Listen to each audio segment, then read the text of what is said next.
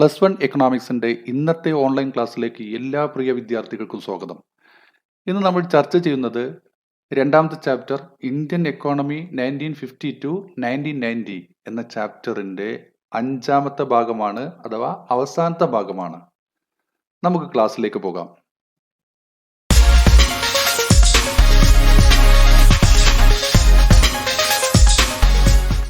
കഴിഞ്ഞ ക്ലാസ്സിൽ നമ്മൾ വ്യവസായത്തെക്കുറിച്ചും 1956 വ്യവസായ നയത്തെക്കുറിച്ചും വളരെ വിശദമായിട്ട് ചർച്ച ചെയ്തു. ഇന്ന് നമ്മൾ ഡിസ്കസ് ചെയ്യുന്നത് സ്മാൾ സ്കെയിൽ ഇൻഡസ്ട്രീസിനെ കുറിച്ചാണ്, അഥവാ ചെറുകിട വ്യവസായങ്ങളെ കുറിച്ചാണ്. എന്താണ് ചെറുകിട വ്യവസായങ്ങൾ? ചെറുകിട വ്യവസായങ്ങളെ നമ്മൾ നിർവചിക്കുന്നത് അതിന് അനുവദിക്കുന്ന നിക്ഷേപത്തിന്റെ അടിസ്ഥാനത്തിലാണ്, അല്ലേ? It can be defined based on the investment allowed. ഒരു വ്യവസായത്തിന് വേണ്ട നിക്ഷേപത്തിന്റെ അടിസ്ഥാനത്തിലാണ് നമ്മൾ ചെറുകിട വ്യവസായങ്ങൾ നിർവചിക്കുക. അപ്പോൾ in A small scale industrial unit maximum investment is allowed was 5 lakhs in 1956. 1956 ഏകദേശം 5 ലക്ഷം വരെ നിക്ഷേപം വരുന്ന വ്യവസായങ്ങളെല്ലാം ചെറുകിട വ്യവസായങ്ങളായിരുന്നു. 5 ലക്ഷത്തിന് മുകളിലുള്ളതൊക്കെ വൻകിട വ്യവസായങ്ങളായിരുന്നു. ഇപ്പോൾ 1 കോടി രൂപ വരെ നിക്ഷേപം വരുന്ന വ്യവസായങ്ങളെല്ലാം ചെറുകിട വ്യവസായങ്ങളാണ്. 1 കോടിക്ക് മുകളിലുള്ള അല്ലെങ്കിൽ 1 കോടിക്ക് മുകളിൽ നിക്ഷേപം വരുന്ന വ്യവസായങ്ങളെല്ലാം വൻകിട വ്യവസായങ്ങളാണ്. അപ്പോൾ ഇപ്പോഴത്തെ നിക്ഷേപ പരിധി എന്ന് പറയുന്നത് 1 കോടി രൂപ വരെയാണ്. 1 കോടി രൂപ വരെ നിക്ഷേപം വരുന്ന വ്യവസായങ്ങളൊക്കെ ചെറുകിട വ്യവസായങ്ങൾ. അതിന് മുകളിലാണെങ്കിൽ വൻകിട വ്യവസായങ്ങൾ. ഇതാണ് ചെറുകിട വ്യവസായങ്ങളും വൻകിട വ്യവസായങ്ങളും തമ്മിൽ വ്യത്യാസം. അപ്പോൾ ചെറുകിട വ്യവസായങ്ങൾ എന്താണെന്ന് നിങ്ങൾക്ക് മനസ്സിലായല്ലോ. ചെറുകിട വ്യവസായങ്ങളെ കുറിച്ച് പഠിക്കുന്നതിന് 1955 ഒരു കമ്മിറ്റിയെ നിയോഗിക്കുകയുണ്ടായി. ആ കമ്മിറ്റിയുടെ പേരാണ് village and small scale industries committee. ഈ കമ്മിറ്റിയെ നയിച്ചിരുന്നത് കാർവേ എന്ന് പറയുന്ന വ്യക്തിയായിരുന്നു. അതുകൊണ്ട് ഈ കമ്മിറ്റിയെ അറിയപ്പെട്ടത് കാർവേ കമ്മിറ്റി എന്ന പേരിലാണ്. 1955 എന്ന വർഷവും കാർവേ എന്ന പേരും വളരെ പ്രധാനപ്പെട്ടതാണ്. എന്തായിരുന്നു കാർവേ കമ്മിറ്റിയുടെ പ്രധാനപ്പെട്ട recommendation? Promotion of small scale industries. ചെറുകിട വ്യവസായങ്ങളുടെ പ്രൊമോഷൻ ആയിരുന്നു. ചെറുകിട വ്യവസായങ്ങളെ പരമാവധി പ്രോത്സാഹിപ്പിക്കണം. എന്തിനു വേണ്ടിയാണ് പ്രോത്സാഹിപ്പിക്കുന്നത്? For the promotion of employment and development of rural areas. ഗ്രാമപ്രദേശങ്ങളിലെ വികസനത്തിനും അവിടുത്തെ തൊഴിൽ വർധനയ്ക്കും ചെറുകിട വ്യവസായങ്ങൾ വളരെയധികം സഹായകമാകും. അതുകൊണ്ട് ചെറുകിട വ്യവസായങ്ങളെ പരമാവധി പ്രോത്സാഹിപ്പിക്കണമെന്നാണ് കാർവേ റെക്കമെൻഡ് ചെയ്തത്. കാർവേ കമ്മിറ്റിയുടെ റെക്കമെൻഡേഷൻസിന്റെ അടിസ്ഥാനത്തിൽ ചെറുകിട വ്യവസായങ്ങളെ സപ്പോർട്ട് ചെയ്യുന്ന രൂപത്തിൽ ഗവൺമെന്റ് ഒരുപാട് നയങ്ങൾ നടപ്പാക്കി. അതിൽ പ്രധാനപ്പെട്ട ഒന്നാണ് many goods reserved for SSI. ചെറുകിട വ്യവസായങ്ങൾക്ക് മാത്രമായിട്ട് പല ഗുഡ്സും റിസർവ് ചെയ്തു വെച്ചു. നിരവധി ഗുഡ്സ് ചെറുകിട വ്യവസായങ്ങൾക്ക് മാത്രമായിട്ട് സംവരണം ചെയ്തു വെച്ചു. അഥവാ അത്തരം ഗുഡ്സ് വൻകിട വ്യവസായങ്ങൾ ഉൽപ്പാദിപ്പിക്കാൻ പാടില്ല. മറ്റൊന്ന് ടാക്സ് എക്സംപ്റ്റഡ്. നികുതി ഒഴിവാക്കി കൊടുത്തു. പല വ്യവസായങ്ങളുടെയും നികുതി ഒഴിവാക്കി കൊടുത്തു. Tax reduced. ചില വ്യവസായങ്ങളുടെ നികുതി കുറച്ചു കൊടുത്തു. Low interest loan given. ചെറുകിട വ്യവസായങ്ങൾക്ക് സപ്പോർട്ടാവുന്ന രൂപത്തിൽ കുറഞ്ഞ പലിശക്ക് ലോൺ അനുവദിച്ചു. പുതിയ സംരംഭങ്ങൾ തുടങ്ങാനും മറ്റും കുറഞ്ഞ പലിശക്ക് ലോൺ അനുവദിച്ചു. Priority given to SSI in government purchase. ഗവൺമെന്റിന്റെ പർച്ചേസുകളിൽ ഗവൺമെന്റ് സാധനങ്ങൾ വാങ്ങിക്കുമ്പോൾ കൂടുതൽ മുൻഗണന ചെറുകിട വ്യവസായങ്ങൾക്ക് നൽകുന്ന രൂപത്തിലേക്ക് നയങ്ങൾ മാറ്റി. അഥവാ ഗവൺമെന്റിന്റെ പർച്ചേസിൽ കൂടുതൽ മുൻഗണന ചെറുകിട വ്യവസായങ്ങൾക്ക് നൽകി. ഇനി നമുക്ക് ചെറുകിട വ്യവസായങ്ങളുടെ മേന്മകളും അതിന്റെ കുറവുകൾ എന്താണെന്ന് പരിശോധിക്കാം. അഥവാ ചെറുകിട വ്യവസായങ്ങളുടെ അഡ്വാൻറ്റേജസും അതിന്റെ ഡിസഡ്വാൻറ്റേജസും പരിശോധിക്കാം. ഒന്നാമതായിട്ട് ലെസ് ക്യാപിറ്റൽ ഇൻവെസ്റ്റ്മെന്റ്. മൂലധന നിക്ഷേപം വളരെ കുറച്ച് മതി, അല്ലേ? ചെറുകിട വ്യവസായങ്ങളെ സംബന്ധിച്ചിടത്തോളം വളരെ കുറച്ച് നിക്ഷേപം മതി, ചെറിയ ഇൻവെസ്റ്റ്മെന്റ് മതി. അതാണ് ഒരു പ്രത്യേകത. മറ്റൊന്ന് മോർ എംപ്ലോയ്മെന്റ്. കൂടുതൽ തൊഴിലവസരങ്ങൾ നൽകുന്നു. ഗ്രാമീണ അന്തരീക്ഷത്തിൽ കുറഞ്ഞ നിക്ഷേപത്തിൽ തുടങ്ങുന്ന വ്യവസായങ്ങളിൽ നിരവധി ഗ്രാമീണർക്ക് തൊഴിൽ ലഭിക്കുമല്ലോ. അതുകൊണ്ട് കൂടുതൽ പേർക്ക് തൊഴിലവസരങ്ങൾ നൽകുന്നു. അതിന് പ്രധാനപ്പെട്ട മറ്റൊരു കാരണം, കൂടുതൽ സാങ്കേതിക വിദ്യ ഉപയോഗിക്കാത്ത വ്യവസായങ്ങളാണ് ചെറുകിട വ്യവസായങ്ങൾ. അപ്പോൾ സാധാരണക്കാരായ കൂടുതൽ ആളുകൾക്ക് അതിൽ തൊഴിൽ ലഭിക്കും. അതിൽ കൂടുതൽ നോളജ് വേണ്ടാത്ത, ടെക്നിക്കൽ സ്കില്ല് വേണ്ടാത്ത വ്യവസായങ്ങളാണ് ചെറുകിട വ്യവസായങ്ങൾ. അതുകൊണ്ട് കൂടുതൽ തൊഴിലവസരങ്ങൾ അതിനകത്ത് ലഭിക്കുന്നു. മറ്റൊന്ന് ലെസ് പൊല്യൂഷൻ. വളരെ കുറച്ച് മാത്രമേ പരിസര മലിനീകരണം ഉണ്ടാക്കുന്നുള്ളൂ. എക്കോ ഫ്രണ്ട്ലി ആണ്, അല്ലേ? പരിസ്ഥിതി സൗഹൃദമാണ് ചെറുകിട വ്യവസായങ്ങൾ. എന്ന് വെച്ചാൽ അതിനകത്തുനിന്ന് കൂടുതലായിട്ട് കെമിക്കൽസും മറ്റും ഉപയോഗിക്കുകയോ അല്ലെങ്കിൽ ഫാക്ടറി ആയിട്ട് വലിയ വലിയ തരത്തിലുള്ള ഫാക്ടറികൾ ഉണ്ടാക്കുകയോ ചെയ്യുന്നില്ല. പകരം ചെറിയ തോതിലാണ് പ്രാദേശികമായിട്ട് ഉപയോഗിക്കാവുന്ന ടെക്നോളജിയാണ് ഉപയോഗിക്കുന്നത്. അതുകൊണ്ട് കുറച്ച് മാത്രം പൊല്യൂഷനേ ഉള്ളൂ, മലിനീകരണമേ ഉണ്ടാക്കുന്നുള്ളൂ. മറ്റൊന്ന്, local resources can be used. നമുക്ക് ഇത്തരം വ്യവസായങ്ങളിൽ പ്രാദേശികമായിട്ട് ലഭിക്കുന്ന ഉൽപ്പന്നങ്ങൾ അല്ലെങ്കിൽ വിഭവങ്ങൾ ഉപയോഗിച്ചുകൊണ്ട് ഉൽപാദനം നടത്താം. അതിന് പ്രത്യേകിച്ച് ഇമ്പോർട്ട് ചെയ്യേണ്ട ആവശ്യമില്ല. വൻകിട വ്യവസായങ്ങൾക്കൊക്കെ ഒരുപാട് സാധനങ്ങൾ ഇമ്പോർട്ട് ചെയ്യേണ്ടി വരും. പക്ഷെ ചെറുകിട വ്യവസായങ്ങൾക്ക് ഇമ്പോർട്ട് ചെയ്യേണ്ട ആവശ്യമില്ല. മറ്റൊന്ന്, ഹെൽപ്പ് ഫോർ റൂറൽ ഡെവലപ്മെന്റ്. ഗ്രാമീണ വികസനത്തിന് ഏറ്റവും പ്രധാനപ്പെട്ടതാണ് ചെറുകിട വ്യവസായങ്ങൾ. വളരെ ഇമ്പോർട്ടൻ്റ് ആയ ഒരു പോയിന്റ് ആണത്. അപ്പൊ ഇതൊന്ന് ശ്രദ്ധിച്ചു വെക്കണം. എന്താണ് ചെറുകിട വ്യവസായങ്ങളുടെ മേന്മകൾ, അല്ലെങ്കിൽ ചെറുകിട വ്യവസായങ്ങളുടെ സിഗ്നിഫിക്കൻസ് എന്തൊക്കെയാണ്, ചെറുകിട വ്യവസായങ്ങളുടെ ഇമ്പോർട്ടൻസ് എന്തൊക്കെയാണ്, ചെറുകിട വ്യവസായങ്ങളുടെ മെറിറ്റ്സ് എന്തൊക്കെയാണ്, ഇങ്ങനെയൊക്കെ ചോദിക്കാം ഇത്. ഇനി നമുക്ക് ചെറുകിട വ്യവസായങ്ങളുടെ ഡിസഡ്വാൻറ്റേജസ് എന്താണെന്ന് പരിശോധിക്കാം. അതിന്റെ കോട്ടങ്ങൾ എന്താണെന്ന് പരിശോധിക്കാം. ചെറുകിട വ്യവസായങ്ങളുടെ പ്രധാനപ്പെട്ട കോട്ടങ്ങൾ: it increase government financial burden. ഗവൺമെന്റിന്റെ സാമ്പത്തിക ഭാരം വർദ്ധിക്കുന്നു, അല്ലെ?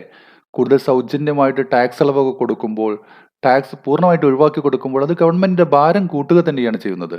മറ്റൊന്ന്, ഹൈ കോസ്റ്റ് ഓഫ് പ്രൊഡക്ഷൻ. ഉൽപാദന ചെലവ് വളരെ കൂടുതലാണ് ചെറുകിട വ്യവസായങ്ങൾക്ക്. വലിയ സാങ്കേതിക വിദ്യയൊന്നും ഉപയോഗിക്കാത്തത് കൊണ്ട് ഉൽപാദന ചെലവ് വളരെ കൂടുതലാണ്. അതാണ് ഇതിന്റെ മറ്റൊരു കുറവ്. ഇനി ആഡ്വേഴ്സ്ലി അഫക്ട്സ് ലാർജ് സ്കെയിൽ ഇൻഡസ്ട്രീസ്. വൻകിട വ്യവസായങ്ങളെ വളരെ മോശമായിട്ട് ബാധിക്കുന്നു. എന്ന് പറഞ്ഞാൽ എന്താണ്? ചെറുകിട വ്യവസായങ്ങൾക്ക് പല ഗുഡ്സും റിസർവ് ചെയ്ത് കൊടുത്തിട്ടുണ്ട്. അത് വൻകിട വ്യവസായങ്ങൾക്ക് ഉൽപ്പാദിപ്പിക്കാൻ പറ്റൂലല്ലോ. തീർച്ചയായും അത് വൻകിട വ്യവസായങ്ങളെ ബാധിക്കും.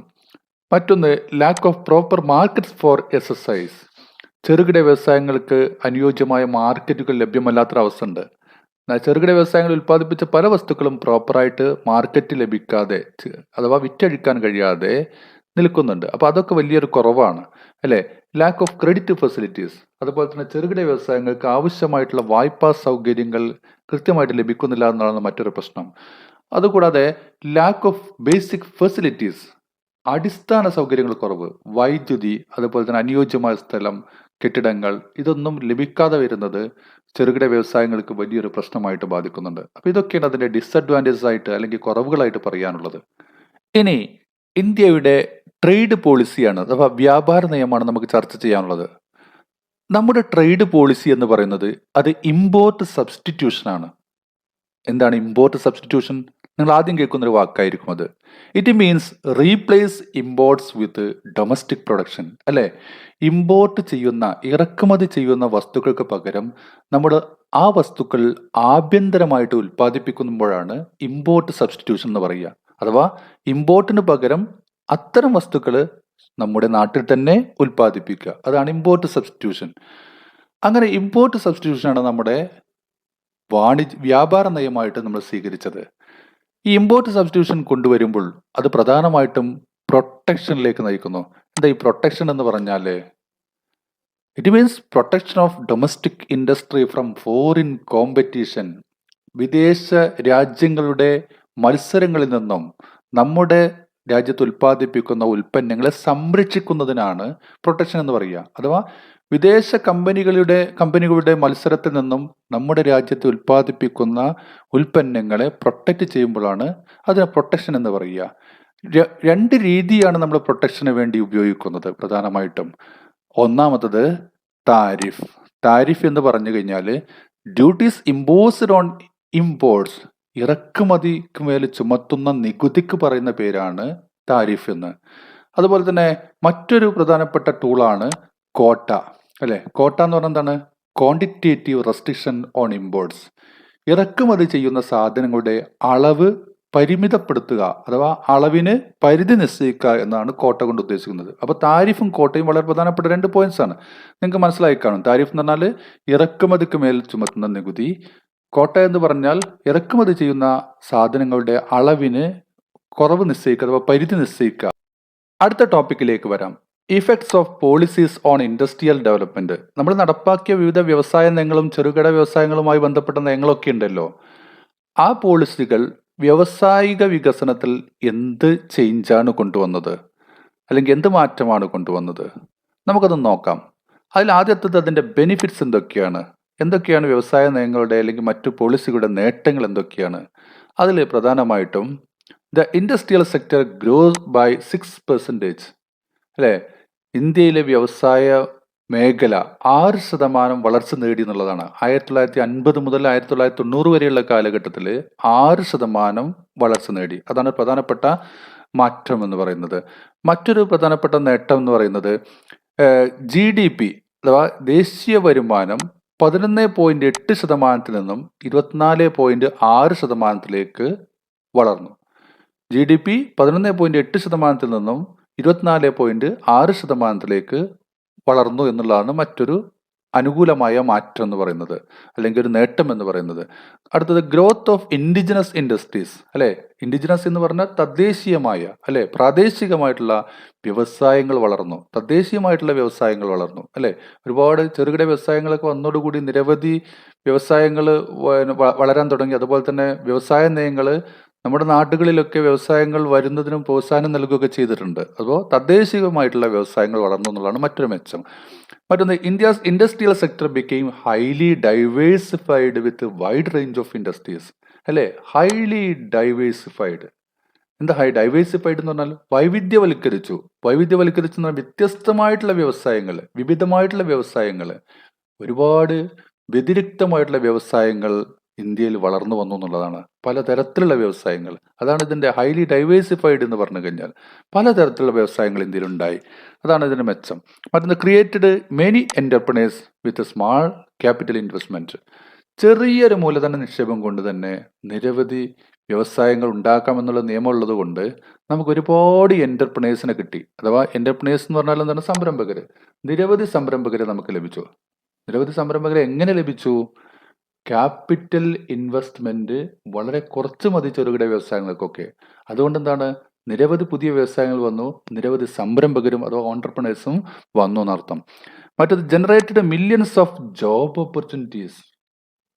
ഇതൊന്നും കൂടെ അതിലൊക്കെ ഉപരിയായിട്ട് ജോബ് ഓപ്പർച്യൂണിറ്റീസ് വളരെയധികം വർദ്ധിച്ചു, തൊഴിലവസരങ്ങൾ വളരെയധികം വർദ്ധിച്ചു. അതാണ് മറ്റൊരു പ്രധാനപ്പെട്ട കാര്യം എന്ന് പറയുന്നത്. ചെറുകിട വ്യവസായങ്ങൾ ധാരാളം വളർന്നതോടുകൂടി ഇന്ത്യയിലെ തൊഴിലവസരങ്ങളും വലിയ തോതിൽ വർദ്ധിക്കുകയുണ്ടായി. ഇനി ഈ നയങ്ങളുടെ ഡെഫിഷ്യൻസീസ് എന്താണെന്ന് പരിശോധിക്കാം, അഥവാ കുറവുകൾ എന്താണെന്ന് പരിശോധിക്കാം. Some Indian producers exploited domestic consumers. അതാണ് ഒരു പ്രധാനപ്പെട്ട ഡെഫിഷ്യൻസി അഥവാ കുറവെന്ന് പറയുന്നത്. ചില ഇന്ത്യൻ ഉൽപാദകർ സാധാരണ ആഭ്യന്തര കൺസ്യൂമേഴ്സിനെ പൂർണ്ണമായിട്ടും ചൂഷണം ചെയ്തു. ആഭ്യന്തര കൺസ്യൂമേഴ്സിനെ ചൂഷണം ചെയ്തു എന്നുള്ളതാണ്. എന്ന് പറഞ്ഞാൽ എന്താണ്? നമ്മുടെ നാട്ടിൽ ഉൽപ്പാദിപ്പിക്കുന്ന ഉൽപ്പന്നങ്ങൾ മാത്രമേ ഉപയോഗിക്കാവൂ എന്നൊക്കെ വരുമ്പോൾ അത് പ്രധാനമായിട്ടും കൺസ്യൂമേഴ്സിന് വലിയ വില കൊടുത്ത് വാങ്ങേണ്ടി വരുന്നൊരവസ്ഥ ഉണ്ടാവില്ലേ? അപ്പോൾ അതുകൊണ്ട് ഇന്ത്യയിലെ കൺസ്യൂമേഴ്സിനെ കൂടുതലായിട്ട് നമ്മുടെ നാട്ടിലെ ചില പ്രൊഡ്യൂസേഴ്സ് എക്സ്പ്ലോയിറ്റ് ചെയ്തു എന്നുള്ളതാണ് ഒരു പ്രധാന കാര്യം. മറ്റൊന്ന്, some of the public sector firms created public sector monopoly. അല്ലേ, ചില വ്യവസായങ്ങൾ പൊതുമേഖലക്ക് മാത്രമായിട്ട് നീക്കിവെച്ചിരുന്നു. അവരെന്ത് ചെയ്തു? അതൊരു കുത്തകയാക്കി വെച്ചു. അല്ലേ, പബ്ലിക് സെക്ടർ മൊണോപ്പൊളി അഥവാ പൊതുമേഖലയുടെ കുത്തക വളരാൻ അത് കാരണമായി എന്നർത്ഥം. ചില വ്യവസായങ്ങൾ പൊതുമേഖലക്ക് മാത്രമായിട്ട് മാറ്റിവെച്ചല്ലോ നമ്മുടെ വ്യവസായ നയത്തിന്റെ ഭാഗമായിട്ട്. അതെന്താ സൃഷ്ടിച്ചത്? പൊതുമേഖലയുടെ കുത്തക സൃഷ്ടിച്ചു. അങ്ങനെ കുത്തകയായാലും എന്താ പ്രശ്നം? അവിടേക്ക് വേറെ ആരും വരില്ല, വലിയ വില ഈടാക്കും, ചൂഷണത്തിന് സാധ്യതയുണ്ട്, ഇങ്ങനെ കുഴപ്പങ്ങളൊക്കെ ഉണ്ട്. അല്ലേ. മറ്റൊന്ന്, some inefficient firms took undue advantages of protection. അല്ലേ, ചില സ്ഥാപനങ്ങൾ, ഇൻഎഫിഷ്യന്റ് ഫേംസ് എന്ന് വെച്ചാൽ വലിയ കാര്യക്ഷമതയൊന്നും ഇല്ലാത്ത സ്ഥാപനങ്ങൾ, നന്നായിട്ട് പെർഫോം ചെയ്യാത്ത സ്ഥാപനങ്ങൾ പ്രൊട്ടക്ഷന്റെ ആനുകൂല്യം പറ്റി. അല്ലേ, പ്രൊട്ടക്ഷന്റെ ആനുകൂല്യം പറ്റുക എന്താ? പ്രൊട്ടക്ഷൻ എന്ന് പറഞ്ഞാൽ നമ്മുടെ തദ്ദേശീയമായിട്ടുള്ള വ്യവസായങ്ങളെ പ്രൊട്ടക്ട് ചെയ്യണം നമ്മൾ നയമുണ്ടല്ലോ ട്രേഡ് പോളിസിയുടെ ഭാഗമായിട്ട്. പക്ഷെ നമ്മുടെ നാട്ടിൽ ഇങ്ങനെ ഒരു പോളിസി ഉള്ളത് കൊണ്ട് ചില കാര്യക്ഷമതയില്ലാത്ത വ്യവസായങ്ങളും ആ ആനുകൂല്യം പറ്റുകയുണ്ടായി. അത് ഒരുപാട് നഷ്ടങ്ങൾ ഉണ്ടാക്കി. അതാണ് ഒരു പ്രത്യേകത, ഒരുപാട് നഷ്ടങ്ങൾ ഉണ്ടാക്കി. മറ്റൊന്ന്, unduly regulated private initiatives and enterprises. അല്ലേ, ചില പ്രൈവറ്റ് എന്റർപ്രൈസസും സ്ഥാപനങ്ങളും അതുപോലെ തന്നെ വ്യവസായങ്ങളും ഒക്കെ അനാവശ്യമായിട്ടുള്ള രീതിയിൽ അതിനെ നിയന്ത്രിക്കുകയുണ്ടായി. ഒരുപാട് ലൈസൻസിങ് സമ്പ്രദായം കൊണ്ടുവന്നതോടെ ലൈസൻസിങ് പെർമിറ്റ് രാജ് എന്ന് പറഞ്ഞിട്ട് ഒരു സമ്പ്രദായം തന്നെ വന്നു. Licence permit Raj. എന്തിനും ഏതിനും ലൈസൻസ് വേണമെന്നൊക്കെ പറഞ്ഞിട്ടുള്ള ഒരു സിസ്റ്റം വന്നില്ലേ? അതുകൊണ്ട് അകാരണമായിട്ട് സ്വകാര്യ സ്ഥാപനങ്ങളെ നിയന്ത്രിക്കാൻ തുടങ്ങി. അകാരണമായിട്ട് നിയന്ത്രിക്കുക എന്ന് പറയുമ്പോൾ വളരെയധികം കൂടുതൽ നിയന്ത്രണം വന്നു തുടങ്ങി. അല്ലേ? അത് ഒരുപാട് പ്രശ്നങ്ങളിലേക്ക് നയിച്ചിട്ടുണ്ട്. കറപ്ഷൻ, അഴിമതിയിലേക്ക് നയിച്ചു. ബ്യൂറോക്രസി അഥവാ ഉദ്യോഗസ്ഥ മേധാവിത്വത്തിലേക്ക് നയിച്ചു. അല്ലെ? ഉദ്യോഗസ്ഥ മേധാവിത്വം, അതുപോലെ തന്നെ അഴിമതി, ഇതൊക്കെ ഈ ലൈസൻസ് സിസ്റ്റം കൊണ്ടുവന്ന പ്രശ്നങ്ങളാണ്. അല്ലേ? അത് ലൈസൻസ് സിസ്റ്റം കൊണ്ട് അനാവശ്യമായിട്ട് സ്വകാര്യ സ്ഥാപനങ്ങളെയും വ്യവസായങ്ങളെയും നിയന്ത്രിക്കപ്പെട്ടു എന്നുള്ളതാണ് ഇവിടെ ഒരു പോരായ്മയായിട്ട് പറയുന്നത്. അടുന്ന് public sector entered into unnecessary areas wasting precious resources. വളരെ പ്രധാനപ്പെട്ട വിഭവങ്ങള് നമ്മൾ പാഴാക്കി കളഞ്ഞു. നമ്മൾ പൊതുമേഖലാ സ്ഥാപനങ്ങൾ അനാവശ്യമായിട്ടുള്ള മേഖലകളിലേക്ക് കടന്നു കയറി, അനാവശ്യമായിട്ടുള്ള ഉൽപാദന മേഖലയിലേക്ക് കടന്നു കയറിക്കൊണ്ട് പൊതുമേഖലാ സ്ഥാപനങ്ങൾ നമ്മുടെ വിഭവങ്ങളെ പൂർണ്ണമായിട്ടും, അല്ലെങ്കിൽ വളരെ വിലപിടിപ്പുള്ള വിഭവങ്ങളെ പൂർണ്ണമായിട്ടും വേസ്റ്റ് ചെയ്ത് കളഞ്ഞു. പൊതുമേഖലയ്ക്ക് ചെയ്യാൻ സാധിക്കാത്ത മേഖലകളിലേക്ക് ഉൽപാദനത്തിന് ചെന്ന് പൊതുമേഖലാ സ്ഥാപനങ്ങൾ നമ്മുടെ വിഭവങ്ങൾ അനാവശ്യമായിട്ട് വേസ്റ്റ് ആക്കി. അതാണ് എൻ്റെ പ്രശ്നം. ഇങ്ങനെ കുറേ പ്രശ്നങ്ങളുണ്ട്. ഇതൊക്കെ നമ്മൾ പരിഗണിച്ചാൽ തന്നെയും ഇതിന്റെ നേട്ടങ്ങളെ നമുക്ക് ഒരിക്കലും വിസ്മരിക്കാനാവില്ല. ഈ ചാപ്റ്റർ ഇവിടെ അവസാനിക്കുകയാണ്. ഇതിന്റെ റിവിഷൻ പാർട്ടുമായിട്ട് നമ്മൾ വീണ്ടും കണ്ടുമുട്ടുന്നതാണ്. നിങ്ങൾക്ക് നന്ദി, നമസ്കാരം.